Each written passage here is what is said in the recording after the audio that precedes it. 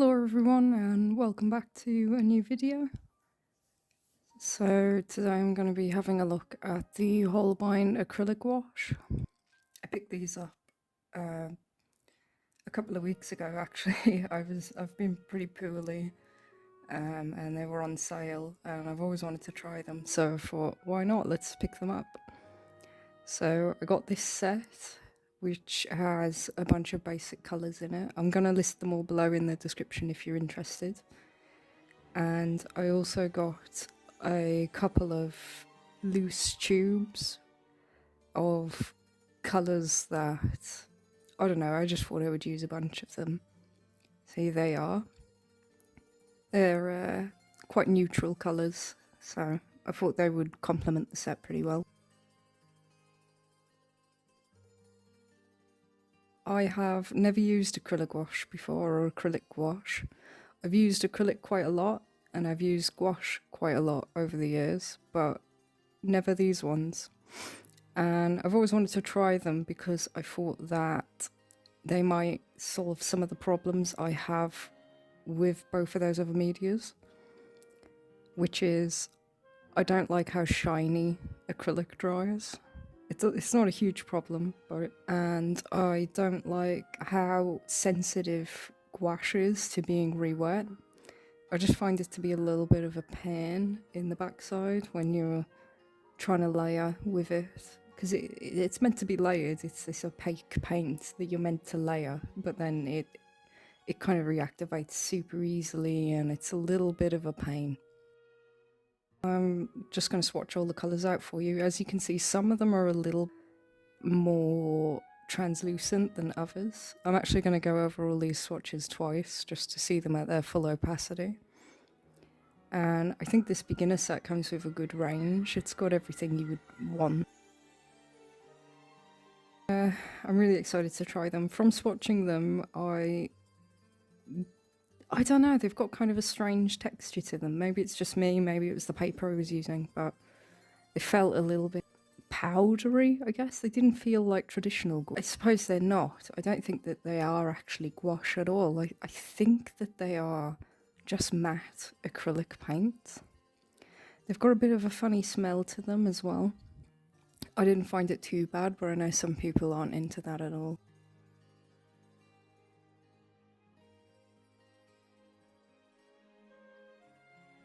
Just finishing up some of the swatches and doing that second coat to see them at their full strength.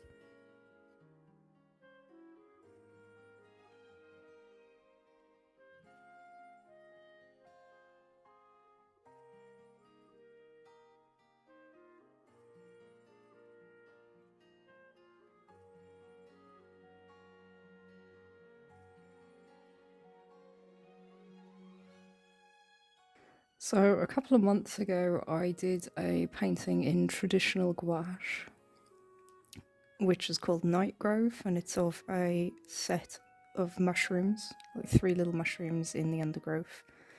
And I did it in kind of my classic style and colours, lots of blues and greens and purpley tones, and it has been really popular. A lot of people liked it online, so I thought, why not do a Night Grove too with these paints to see how they compare.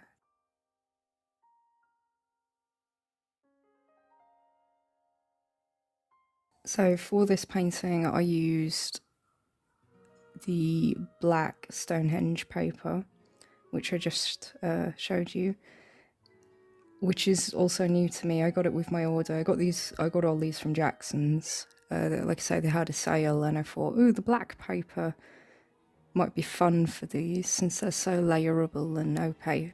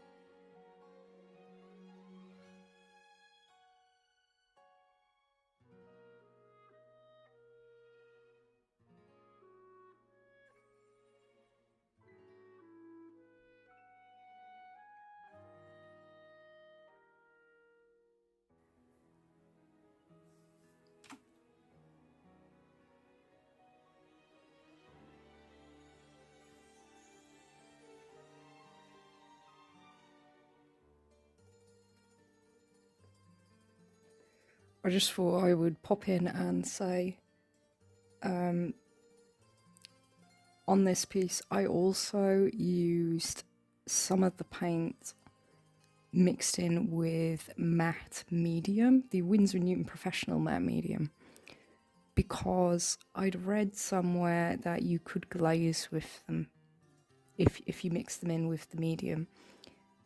And I wanted to try that because my acrylic painting process, I use a lot of glazes and thin layers to kind of build up the depth. So I tried it with these and it works fine.